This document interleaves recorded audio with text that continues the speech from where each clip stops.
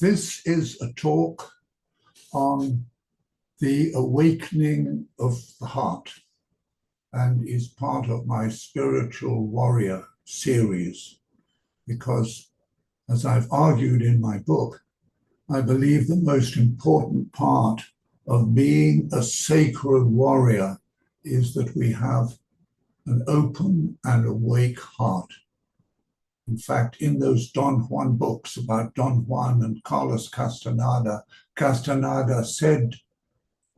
Don Juan said to Castaneda, look at every path closely and deliberately, and then ask yourself this crucial question, does this path have heart? Then this path is good. And I also believe that. And especially as one of the biggest problems in the world today is that there isn't enough heart in it, especially with us Western males, where we grow up learning to live only in our heads. And as a result, soft qualities such as love and kindness and tenderness and joy, all of which have a unifying essence to them and which reside inside our hearts, tend to be regarded as far less important than the hard qualities of power, will, and determination. And in fact, the stories which most of us in the West grow up believing in are also ones which have little or no heart in them. Certainly, that was the reality that I was raised in. At school and at university, nobody educated me about the significance of my feeling side or the importance of doing relationships well or the importance of love. What was seen as most central was the training of my mind, because then you pass exams and then you can do what a man is supposed to do to make it in the world. And a lot of men have done what men are supposed to do and make it in the world, but at a huge expense because their heart has not been brought along with their mind. So in this talk, I'm going to be suggesting that being connected to our hearts and making this dimension of ourselves a central aspect of the way we both see and operate in the world is of the greatest importance, not simply if we wish to enjoy a more fulfilling life, but also if we're to be of service to our planet, which I believe is really, really important. We're living in times now that we can't afford to not be aware of the dire situation unfolding around us and have that affect the way that we live our lives. And why heart is so important is because contained inside this part of ourselves, if awakened, contains all the qualities which, if we experience them deeply or strongly enough, can serve as potent antidotes to the dishonesty, greed, cruelty, violence, wickedness, and injustice that surrounds us today. I say, if we've got compassion, it can starve out indifference. Too many of us are indifferent, to the fate of our world. So long as I'm okay, that's all that matters. Conversely, if we're able to appreciate true beauty, ugly behaviors lose some of their power. And if we can release the deep love inside our hearts, it drives away the impulse to want to take advantage of or hurt other people. The reason why some of us get drawn into fascistic inclinations and those various religions that are about killing those people who don't see the world as you do is that our hearts are closed. People with kind, open, awake, alive, loving hearts are not drawn to the fundamentalist religions, are not drawn to Christian nationalism, are not drawn into far-right politics. And what's sad is that in today's world, the domain of the heart is seriously devalued. If you go onto the manosphere, and I don't suggest you do, as it's a rather, it's not a particularly engaging place to hang out in. But if you go onto the manosphere, you'll see that far too many men regard hearts as being a silly, mushy, sentimental part of ourselves that gets in the way of rational thinking, which is how a true man ought to think and operate in the world. Actually, in my experience, so many of our lives are unfulfilled and our thinking is mushy, precisely because our hearts are not invited into the equation. And I also believe that it's our lack of heart that lies behind why there's so much inequality and injustice everywhere, why wars get started, why there's so much hate and greed, why so many of us live so superficially. I don't think real depths are possible without our hearts being engaged. In Thomas Merton's eyes, our big problem is that we've lost Dante's vision of that love which moves the sun and all the stars. And in so doing, we've lost the power to find meaning in the world. And Ben Oakrith, the novelist, wrote, "Our material success has brought us a strange spiritual and moral bankruptcy, where the more our society has succeeded, the more its heart has failed." Actually thinking about this a little more sort of deeply, I asked myself, actually, has our society succeeded? And what do we mean by success? Has all our technological progress really added to the quality of our lives? Yes, having smartphones and Google Maps and Facebooks and being able to ask AI whatever the hell we want has perhaps in some areas made life easier. But have these advances made us happier? Is the quality of our lives better because of the social media? Or have we paid a price? Have we created for ourselves a greater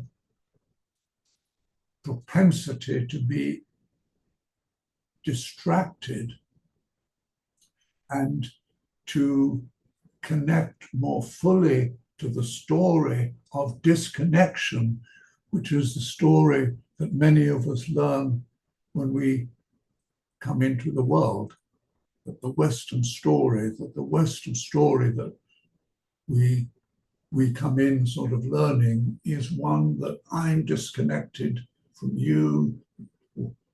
I'm a separated, isolated unit. I'm disconnected from you. I'm disconnected from the planet outside. And I think that this is very dangerous. And the antidote to disconnection is heart, because when we connect with heart, we connect with ourselves, we connect with other people, we connect with our planet, because we have to connect feelingly. There's only a certain kind of connection that exists up here, but it's not a connection that we feel one with.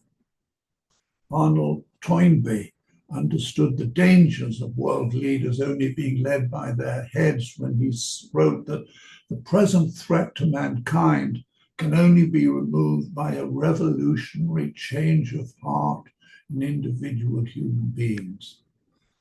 Actually, I'd slightly alter his phrasing and say that a revolutionary awakening of hearts is what is needed. A problem is not that we don't have heart. Indeed, it's the core, excuse me, it's the core of who we all are. And interestingly, the Latin for heart is core. The problem is that for a large variety of reasons, this dimension of ourselves remains dormant in far too many of us. Imagine if from the moment we were born, we spent our entire lives sitting down and we never ever moved our lower body. What would happen to our leg muscles? Well, they'd atrophy. And this atrophication, if there is such a word, this atrophication is exactly what's happened to our hearts. Difference between us and a machine is that the more a machine is worked, the more it degenerates and breaks down. Whereas with us, the less that parts of ourselves have worked, the more they degenerate. And the more they are used, the more effective they become.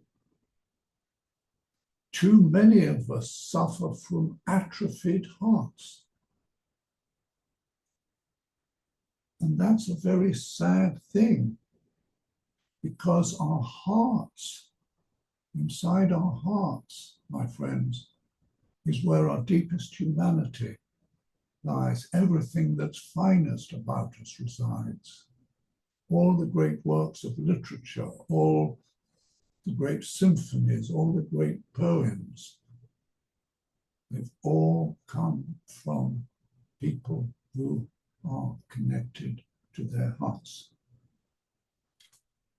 Because hearts, as I said earlier, take us to the depths of our being. And in Chinese medicine, both our inner and our outer heart that's here, our inner hearts here in the middle, they're both respected. And the external heart is regarded as the emperor or supreme controller, as it's recognized as reigning supreme over every other organ in the body. And in Sufism, the inner heart is also regarded as being central and is seen as being rooted in the heart of our Creator, and therefore serves as the doorway into our deeper sacred self. Here's what the poet John O'Donoghue, wonderful man, he died much too early, beautiful, beautiful soul. Here's what he said about the heart. Without the heart, the human would be sinister. To be able to feel is the great gift. When you feel for another, you become united with that person in an intimate way. Your concern and compassion become alive, drawing some of the other person's world and spirit into yours. Without the ability to feel, friendship and love could never be born. All feeling is born in the heart. This makes the human heart the true jewel of the world. It's beautiful. And I believe that our hearts are that domain inside ourselves which our souls prefer to communicate with us through. Which means that if our hearts are closed off, we've sort of barricaded the feeling deeply part of ourselves, then we may not receive the many messages that our souls may be wanting to convey to us about what we need to do in our lives, what has purpose for us, what doesn't, if going in a certain direction is right for us or not. And the result of this heart atrophy is that many of us go through our lives totally segregated from living passionate, joyful, playful, and cooperative lives. Closed down hearts mean that whole segments of who we are also closed down. If you look at those people who espouse fascism in the world today, or some of those billionaires, just some of them. Some billionaires are very good and kind people, but some are not. But if you look at them and read articles about what they say, there's not a lot of heart there. There's not a lot of heart in Putin. There's not a lot of heart in dear Donald Trump. So no wonder then that many of us are xenophobic, sexist, racist, fascist, segregationist, isolationist, or all those other ists that we suffer from. And I say that the disease all extreme far-right people suffer from is extreme closed heartitis, ECH, extreme closed heartitis. And this is a big problem, as our hearts possess great integrative capacities and are that domain of ourselves which, if operative, can naturally not only harmonize the many conflicts going on inside ourselves, but also the conflicts going on out in the world. I say our hearts are our natural reconcilers. And thus it's clear that all the wars being started and the chaos and the disorder we're seeing around us everywhere, and our inability to find a resolution to these wars is a function of heart. If we have heart, we don't say that this is mine and this is yours and I have to be right. Heart is not about being right. People with heart are not interested in saying, I've got the answer and you haven't. And that's why our wars don't get resolved. And in particular, we see that the Iran and the Russian war with Ukraine, it doesn't get solved because Trump has to feel he's won. So Putin can't accept that he may lose. And that's what heartlessness does. Heartless people don't mind if hundreds of thousands of people get killed, so long as they are right. 15 years ago, I wrote a book called Awakening the Universal Heart,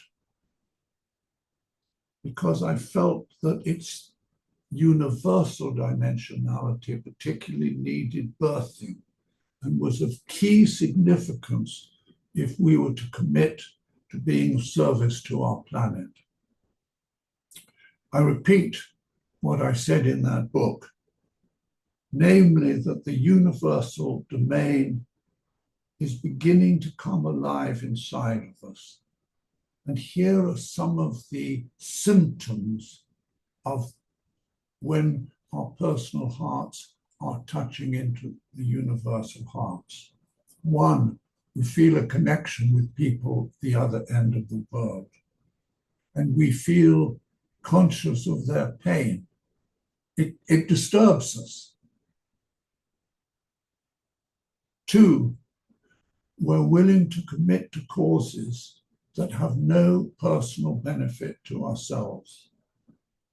Three, that we can meet people very different to ourselves, from very different cultures and mindsets. And we don't feel them as strangers, because what connects us is our deeper shared humanity. So it doesn't matter if they see the world differently from us, they have a different religion, if their skin's a different color, that ceases to be an issue. So So other people aren't strangers. We have a sense we're all part of one human family. I have that feeling a lot. So I go to foreign countries and I don't feel a stranger. I've got white skin. The people around me don't. They're completely different cultures. I don't speak their language, but it's cool. They're other human beings, just as crazy as I am. And so, excuse me. And so we feel at home on the planet. There's a far diminished sense of isolation and alienation. And we feel that we're all cells in the heart of humanity as a whole, that human being is one collective being, and we're all little heartlets, we're all little tiny cells doing our little thing in this one great universal heart. And also, there's a sense that we experience a caring for our planet. So we care what happens ecologically to our planet. We care what happens to the people in Russia who have to die for Putin. We care of the suffering in Sudan. We care what's happening to the rainforests. We care about the terrible way that women are treated in certain cultures. And so that although we have our own sort of little local occupations, we don't lose sight of the well-being of the larger whole. And this is so important. So many of us do our thing, but we don't do our thing in recognition of how it might affect the larger whole of our planet. We do our thing in isolation. And that's often why doing our thing does not work so well.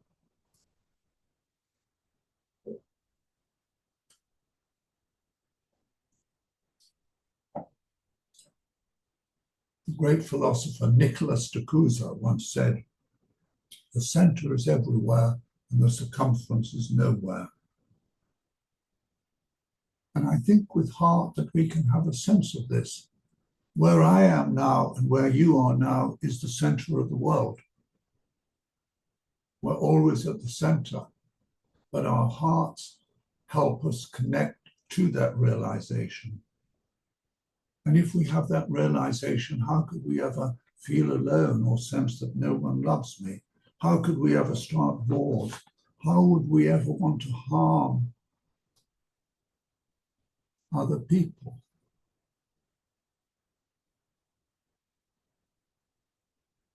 The cruelty and the violence and the indifference to human suffering is a reflection of what happens when our hearts are closed down.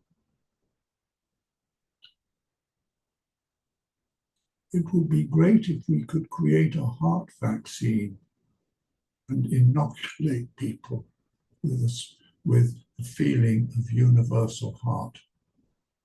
I guess the closest we get to that is that we can go and apprentice ourselves with human beings who are big-hearted.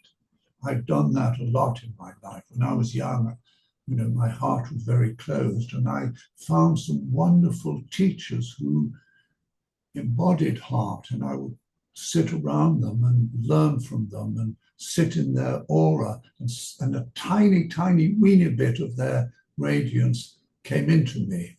And I'm very grateful for that experience, because I think that we can catch heart in the same way that we can catch cold. My wife is a very heart-centered person. I'm enormously, enormously privileged. And when I'm in her presence, I catch something of her loving consideration for other people. She makes me a little bit better as a human being. And that's a huge, and it's a huge gift. We need to surround ourselves with loving people. And all too often, we don't surround ourselves sort of with those people. The great visionary and priest Teilhard de Chardin said at the time when the atomic bomb fell in Japan in 1945, Hiroshima and Nagasaki, he said there's more power inside an awakened heart than inside an atomic bomb. And I think that's true. And heart has a huge amount of power.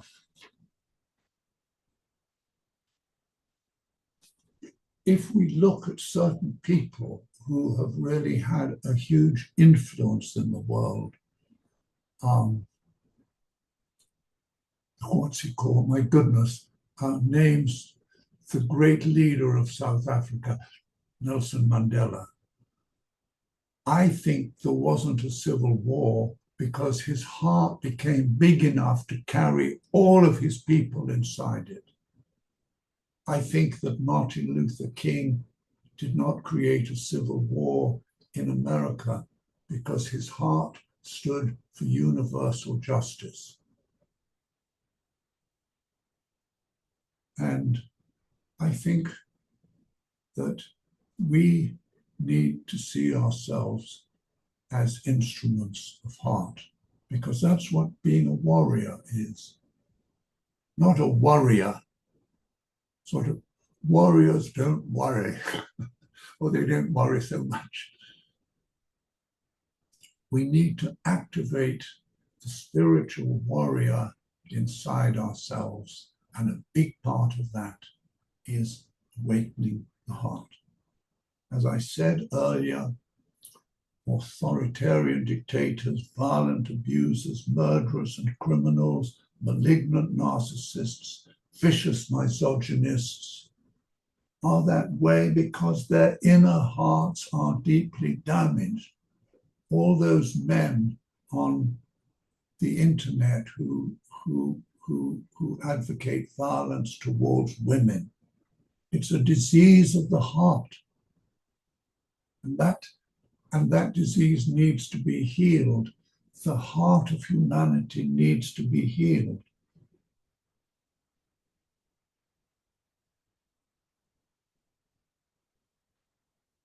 And again, we look at Donald Trump. At one level, he has all his issues because his heart was wounded, his heart was closed down. And thank goodness, not all people with closed down hearts are Donald Trumps or Putin's or Netanyahu's. I see that our hearts have many gifts to offer us.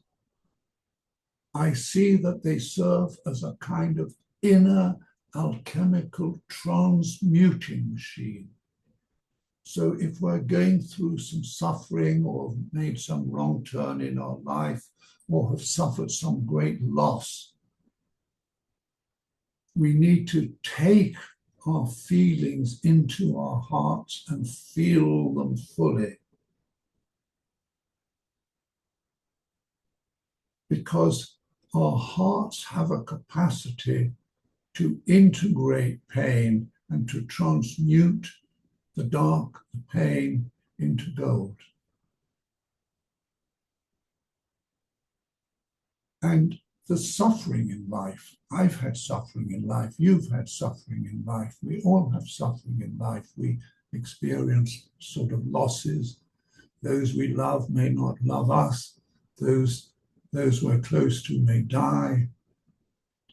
We may go through a big personal loss. All our money may go, or we may have a serious disease. So we're incapacitated. We need to take this into our heart because our heart somehow gives us the strength and the courage to be able to deal with this. It somehow allows us another perspective on life. I had a particular experience that happened to me about 15 years ago that hugely upset me. And when I took this experience into my heart told me that I needed to have this suffering, that it was something I needed to learn, and it was an old piece of karma that I was paying off. And somehow that was comforting. I knew that I was not a bad person. I knew that there was a purpose behind it, and heart can give us a sense of purpose. There's a beautiful poem by Antonio Machado called Last Night, and here are two verses from it. Last night, as I was sleeping, I dreamt, marvelous error, that I had a beehive here inside my heart, and the golden bees were making white combs and sweet honey for my own failures.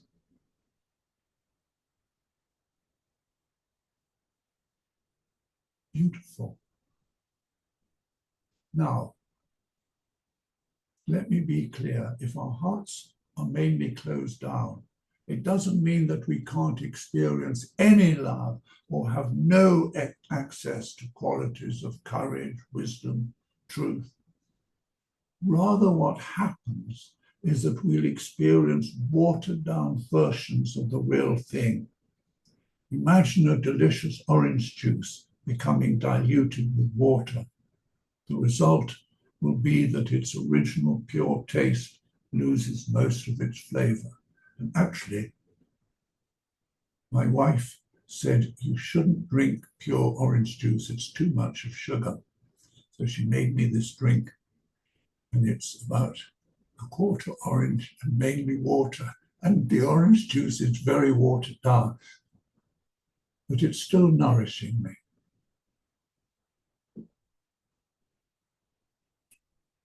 So if our hearts are closed down, our kindness may exist, but it may be superficial or only expressed to those we know well. Or yes, we'll be loving, but only in a certain way, and only if we're sure it will be reciprocated. And it may tend to be surface level love and have many conditions attached to it.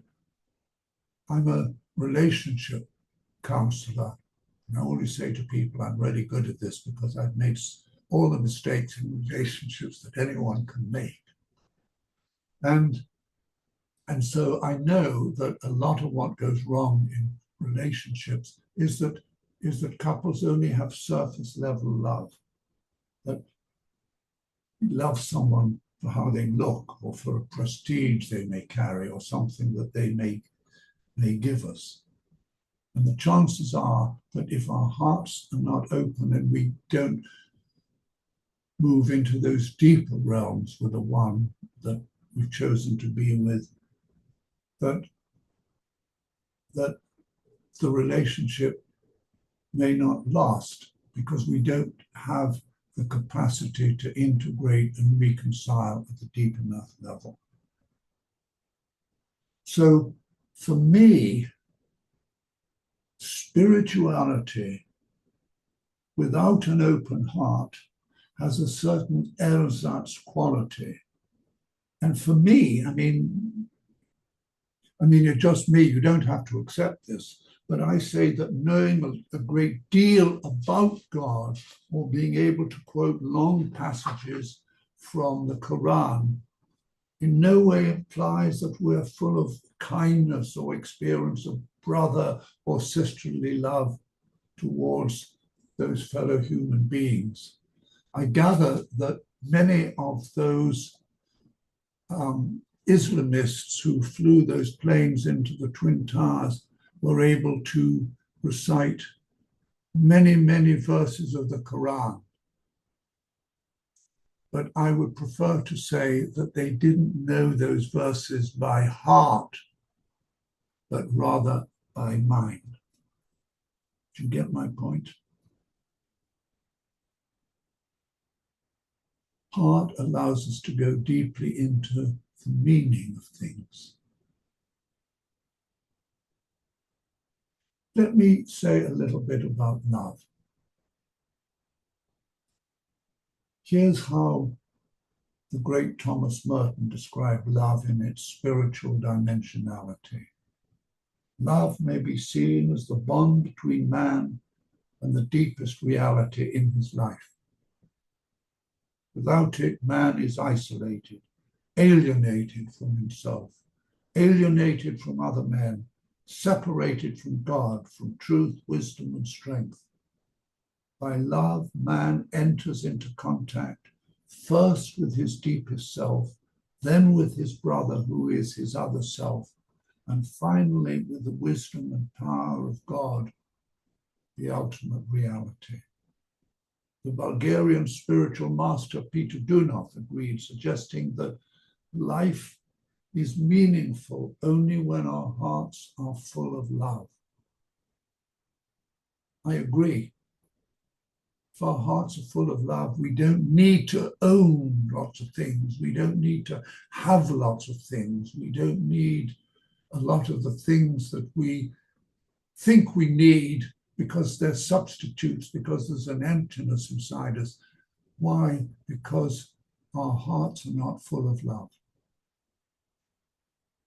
So if our heart lives are asleep, which doesn't always mean that they're deeply wounded, just that they're not being sufficiently outed and being exercised, you and I will be deprived of deep access to the qualities inside us. And therefore, our hearts won't be able to serve as antidotes to protect us from at times feeling disconnected, insecure, anxious, alienated, and disillusioned. Without heart, we'll not be able to give of ourselves in any genuine way.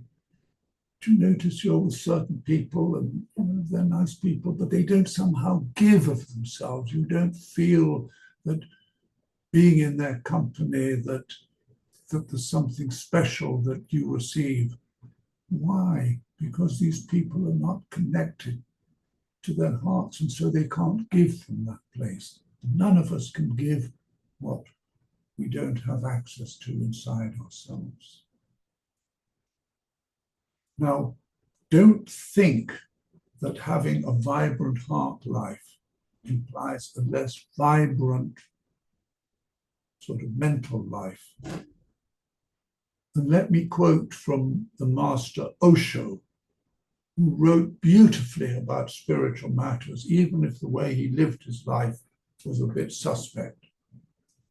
Here's what Osho said, and I think this is great. The mind is only a servant. The master is the heart, because all that is beautiful grows in the heart. All that is valuable comes from the heart. The heart is the only possibility for you to be bridged with your being. When you have a heart that is alive, your mind's quality will also change. Then you can go to the mind. Then you're not obsessed with it. The heart will give you the feeling that you are a master.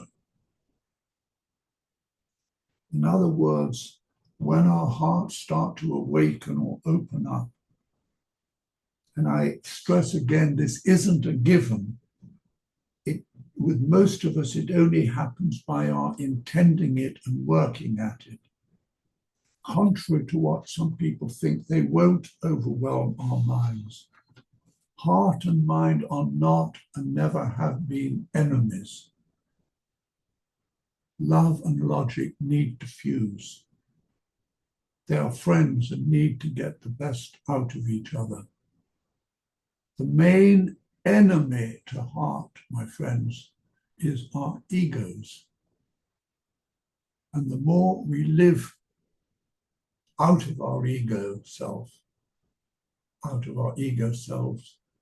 the less heart is given the way to step on the stage. So that part of us that is resistant to finding heart says, oh, it's all nonsense, all this heart stuff, all this spiritual stuff about hearts, it's all a load of baloney. That's our ego talking. Because our egos like to rule the roost. We like to arrange our lives according to what our ego selves want, how we look good. And our heart lives have a different agenda. So the resistance, if you feel resistance to what I'm saying, my friends, it's your ego, your big or your little or your medium-sized ego speaking. So the question to ask ourselves is, how can we awaken our hearts? What as spiritual warriors can we do to bring this dimension of ourselves to full force in our lives? As I said earlier, what got me started was realizing how closed I was here, how much I'd absorbed the materialist, rationalist story presented me by my educational system. And I apprenticed myself to some heart masters and hung out in beautiful fields of unconditional love. And I did practices which they gave me. And slowly, my stuttering little heart began to kick off. And suddenly my life became much fuller.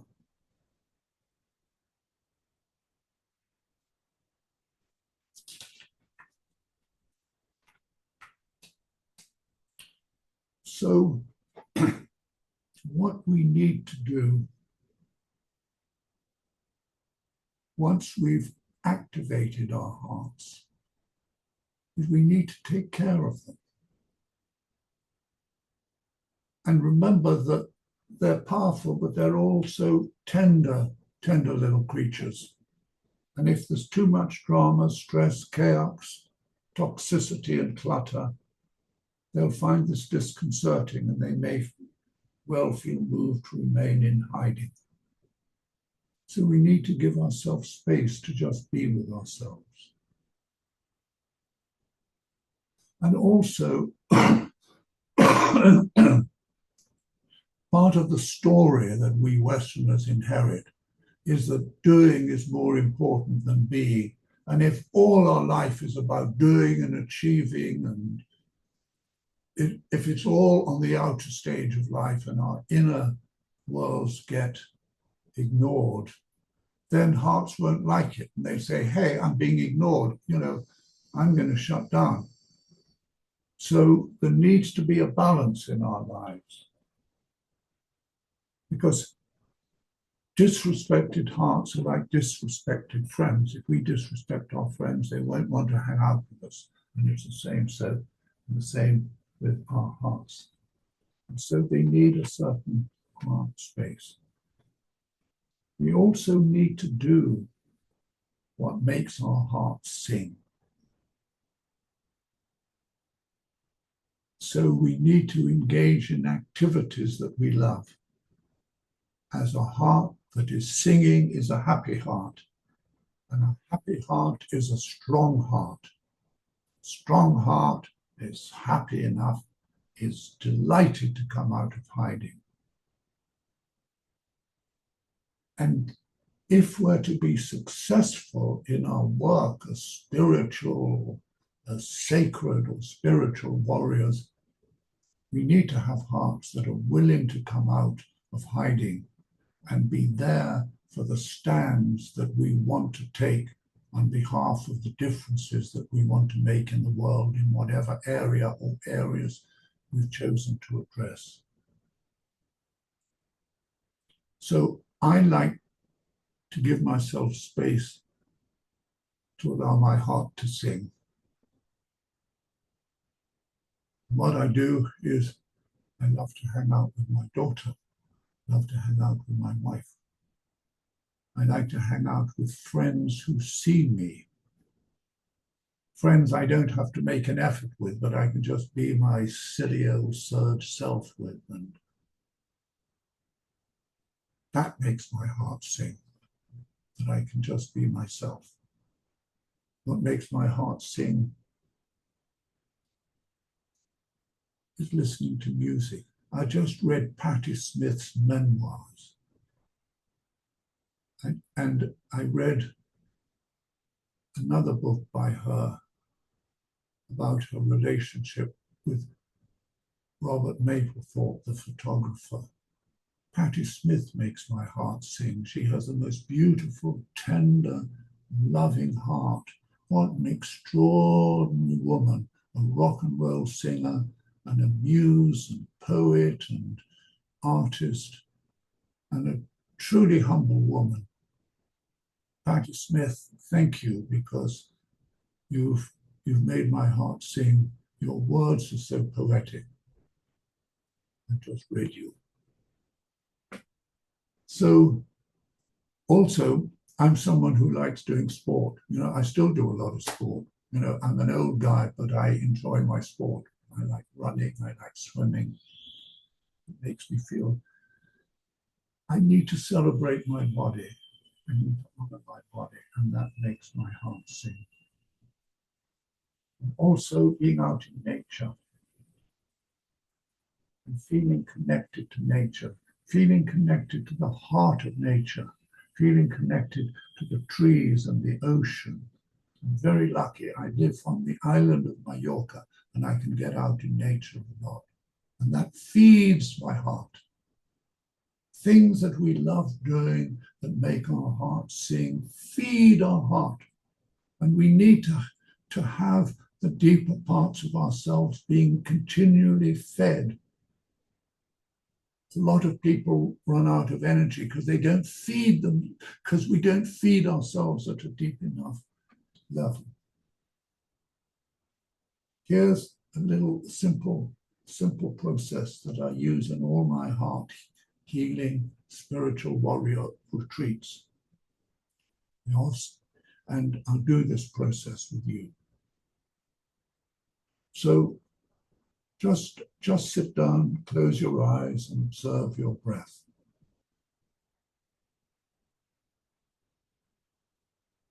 Feel connected to the earth. Feel the earth under you. Feel connected through the earth to all the water in the earth.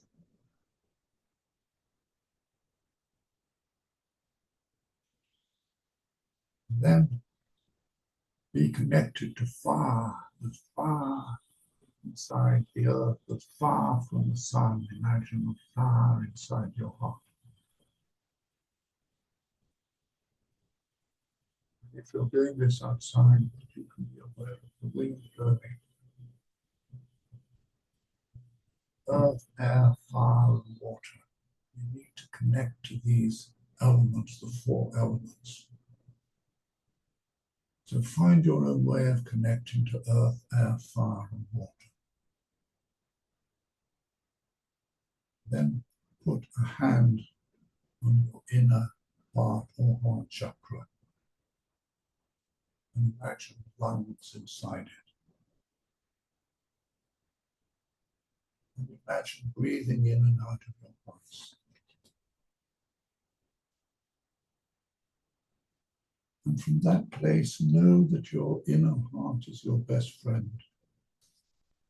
It knows what you need. I breathe in and out of my best friend. And trust my heart, it'll never let me down. So connect to what's going on in your heart. See where it wants to take you, what feelings or images it wants to reveal to you. And stay experiencing those feelings.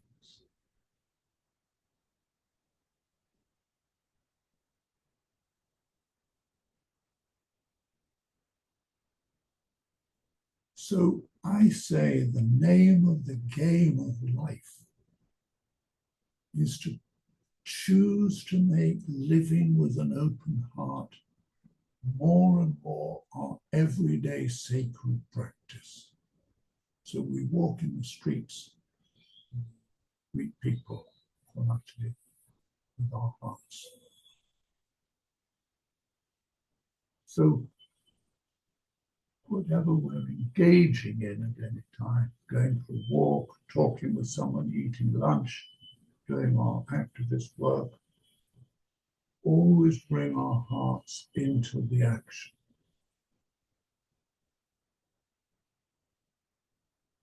Later, I'll be teaching a weekend on this whole process. So if you're interested in this, be in touch with me. Find out when I'll be doing these weekends. And then we need to remember that living our lives as a practice of being heartful, it's important that heart comes into our relationships, not only with those we love, but those we don't know and those we don't love. It's okay not to love everyone. It's okay not to like everyone. But perhaps we need to honor the deeper divine consciousness in all people, but we may not like them. But it's very important to remember, I'm going out to dinner with these friends. I'm going to choose to bring heart into the conversation. I'm going to do this particular piece of work. I'm going to bring heart into the work. I notice that when I'm with someone who has heart, whose heart is open to me, I won't just feel listened to, they'll hear my words, but I'll feel welcomed by them, as if it's okay to be me in all my silliness and all my surgeness, whatever it is, as if my whole being is let in and accepted. And that they not only see me and sense me, but that they also get me. And that's a gift. And I think we need to try to offer that gift to others so that when people are with us, they can feel seen and respected by us. I feel respect is a word that has fallen out of our vocabulary. We don't respect each other enough. And we don't respect each other enough because we don't see each other through the eyes of heart. Albert Schweitzer and Gandhi always talked about the need to respect and honor other people, whatever evils they were about, because there was a divine part of each of those people. And if we have our hearts closed, we don't see that. And we can respect other people because we respect ourselves. My friends, I respect myself for all my imperfections, for all my faults, for all the things that I don't get right, and there's many of them. I can still respect myself. And if I respect myself, I can see other people.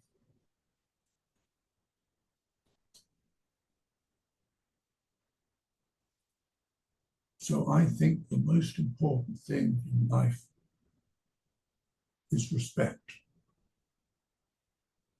And then if we bring heart in and we listen to what people say with our hearts, not just with our heads, but with our hearts, we'll allow them the space to say what they want to say, and we'll be able to appreciate what they want to say. Because when our hearts are dominant, our egos are less dominant. And I believe, as Teilhard de Chardin said, I quoted him earlier, that mountains can be moved if large numbers of sacred activists together congregate together and create powerful collective relational heart shields?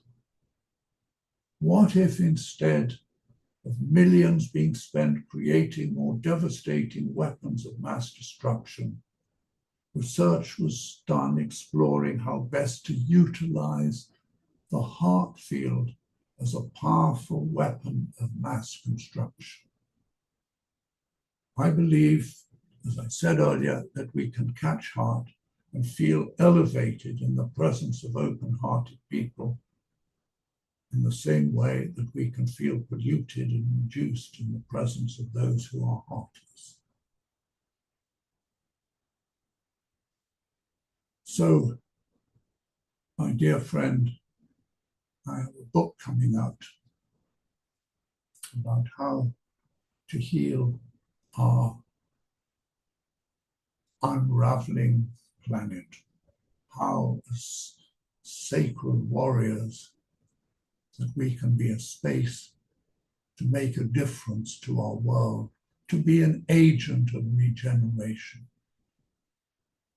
And I say that we can best be an agent of regeneration if we work at opening our hearts. So good luck on your journey. Thank you very much. And you might enjoy reading my book. It comes out in September.